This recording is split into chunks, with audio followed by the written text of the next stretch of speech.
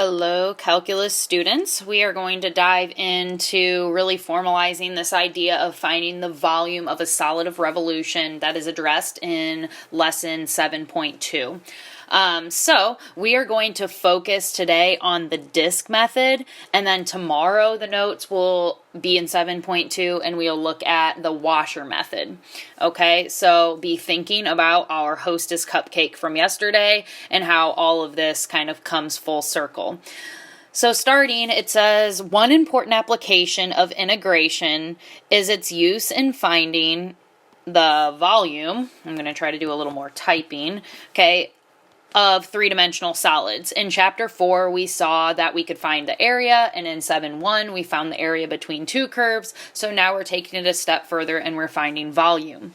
Okay, the first type of these three-dimensional solids that we're really going to try to find volume of, okay, all of these are going to have the same cross section. And if you remember when we cut the Hostess cupcake perpendicular to the axis of revolution, like you can see me doing right here, okay, what was that cross section? That cross section was a circle.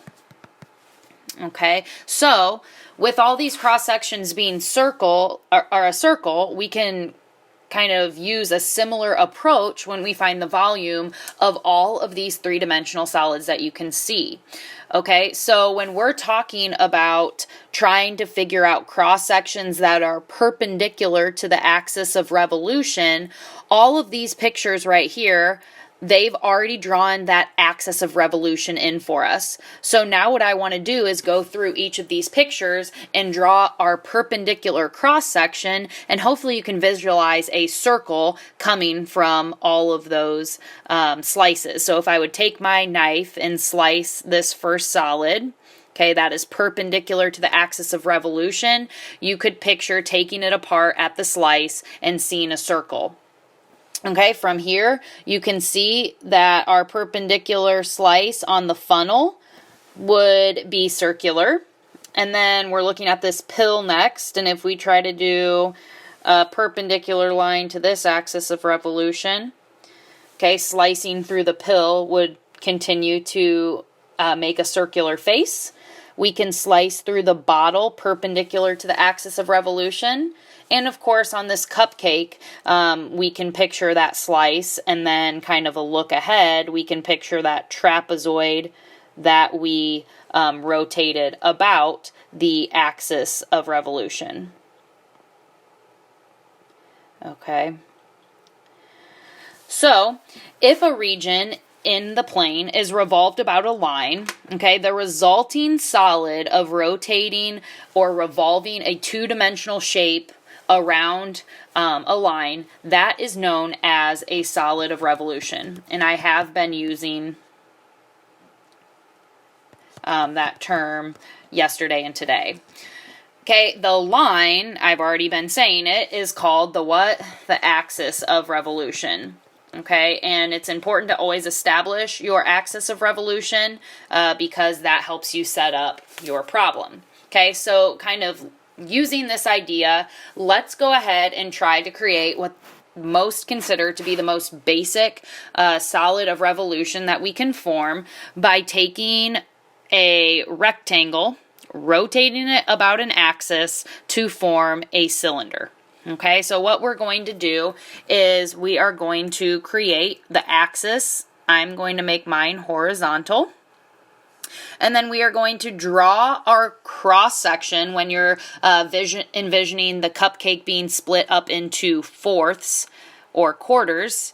Okay, but in this case, we have a rectangle. And what we want to do with that rectangle is we want to rotate it entirely around the axis of revolution. So if you picture taping a rectangle to a toothpick and turning it 130 degrees, okay, that rectangle, we can draw a kind of mirror image, and then usually we will draw in our circles on the edges, and I'm sure your guys's will look a lot better than mine. Okay, but you can kind of see this cylinder take shape. Or if you want to do your vertical axis of revolution and say, let's rotate it in this manner, we can draw in a rectangle here. We can rotate it, so we can mirror image, and then go ahead and draw in our circles to show that three-dimensional movement. Okay, now the question on both of these pictures is, how can we find the volume of the cylinder that we just created? Okay, well, the idea occurs when you start slicing the cylinder into very, very small discs, is what we are going to call them. Okay, so maybe my second picture is kind of easier to see, but if we envision a disc of minimal thickness stacked on top of another disc, on top of another disc, all the way up to the height of the cylinder, then we're going to be able to find the volume. Okay, so the game plan is, the first thing that we have to do is we have to be able to find the volume of these little discs. So how are we going to find the volume of this red disc right here? Okay, well, we have to take the area of the base. This is going back to geometry. We are going to take the area of the disc through pi r squared, that is the area formula for a circle, and then we are going to multiply that by the height of the disc. Now, obviously, that height of the disc, or the width of the disc, is going to try to be made as small as possible, kind of using that limit approach to infinity. So if we look at this, we see pi r squared occurring, and then delta x, that kind of thing that we want to make as small as possible. So then if we picture discs being stacked on top of each other, okay, that is going to create our solid. So to find the volume of the solid, we have to use summation. We have to add up all of the volumes of the discs. Okay, so we are going to make ourselves a note here that we are going to add up the volumes of all the discs, and we want to get to a point where we are adding basically infinitely many discs. That is the key idea behind what we are going to see here on the next notes page in a second. Okay, but we are not going to do a ton of kind of background algebra with the summation at this point. So I really like this picture from your textbook. That's why I included it. Is what if we don't have discs that are all the same size? Okay, so if we look at a solid of revolution that is rotated about a horizontal axis, okay, we can kind of envision the mirror image where we circle around, okay? What are we going to do? We're going to create discs of differing radii, and that's how the cupcake was when we sliced it. We saw circles that were bigger and circles that were larger, okay? So what is going to define the radius of the disc? This function right here. Okay, so we have to include that function basically as our radius when we look at each individual disc. Okay, now the goal is to, again, minimize the width so that we have infinitely many discs.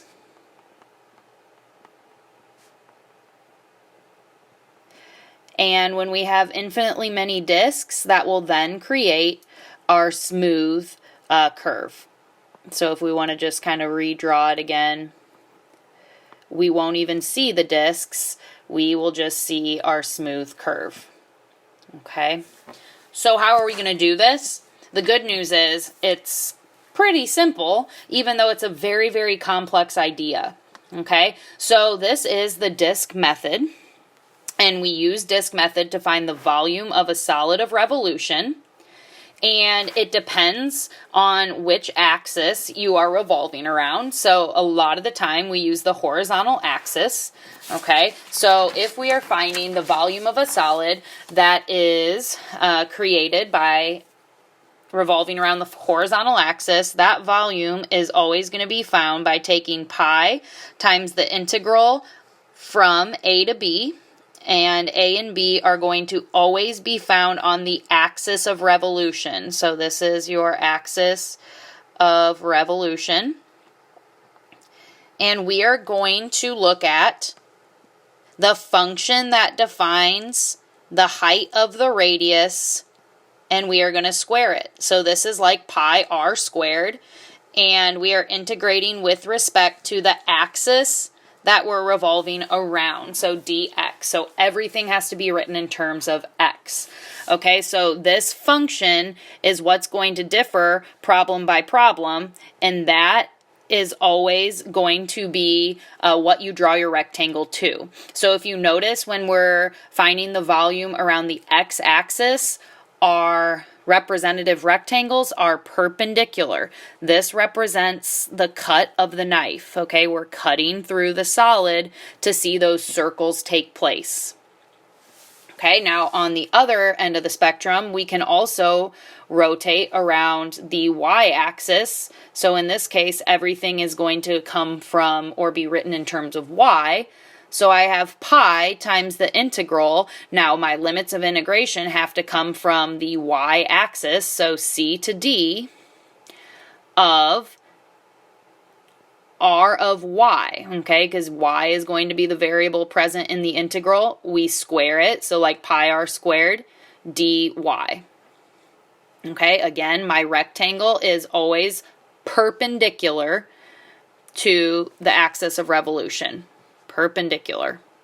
Okay.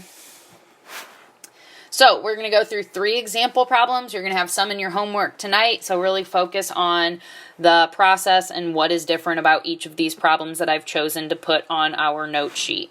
So in example 1, we're asked to find the volume of a solid formed by revolving the region bounded by the graph of f of x equals the square root of sine x, also bounded by the x-axis, and this is what we are revolving around, the x-axis. Okay, and you can see their arrow here as they show that rotation.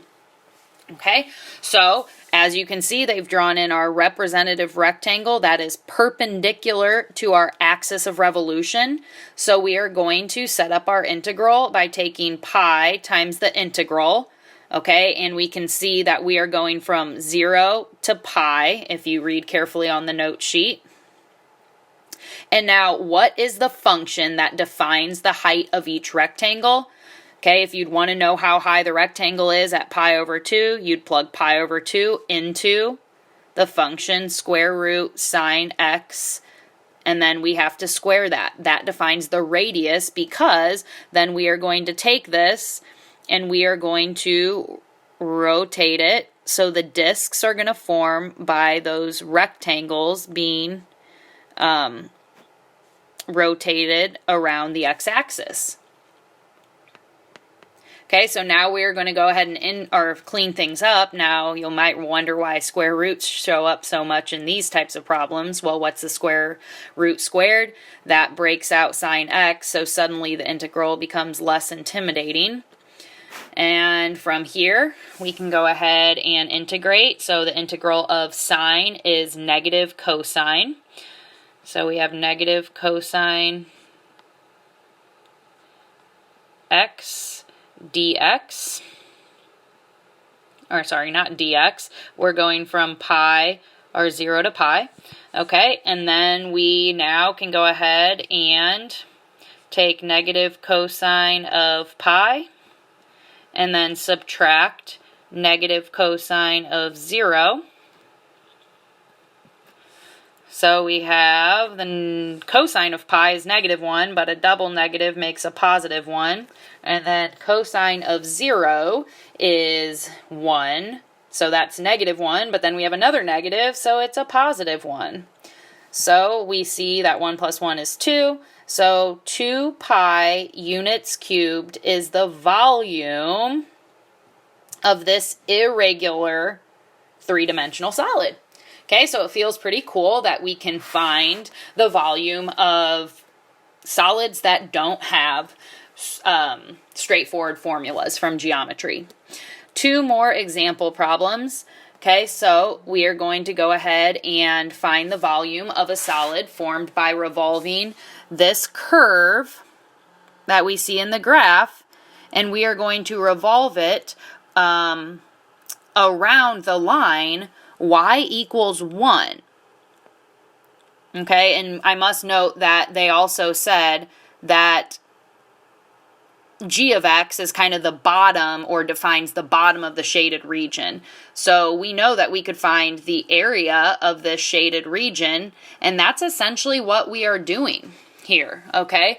So if you recall on our Hostess Cupcake Lab, we said that when we integrate a function, that gives us area, and when we integrate area, that gives us the solid of revolution, the volume of that solid of revolution. Okay, so we need to figure out basically what's going to define the area of this shape here. Okay, what is going to define the height of the rectangle? So we need to establish what r of x is, because r of x stands for the height of the rectangle. So what is the height of the rectangle going to be? It's not just going to be 2 minus x squared. We're going to go back to section 7.1, and we're going to think about that the height is going to be represented by 2 minus x squared minus 1, because that is our lower function. So when we simplify, we get 1 minus x squared, and this right here is what represents the height of our rectangles when we then go ahead and rotate it about the axis of revolution. Okay, so at this point now, we still are differentiating with respect to x, not differentiating, integrating. So we have pi from, okay, this time we're going from -1 to 1, and the height of the rectangles being rotated is 1 minus x squared, and we can go ahead and square that due to the formula we were just given, and then dx. Now at this point, you do want to expand because we are integrating and we want to be able to use the power rule.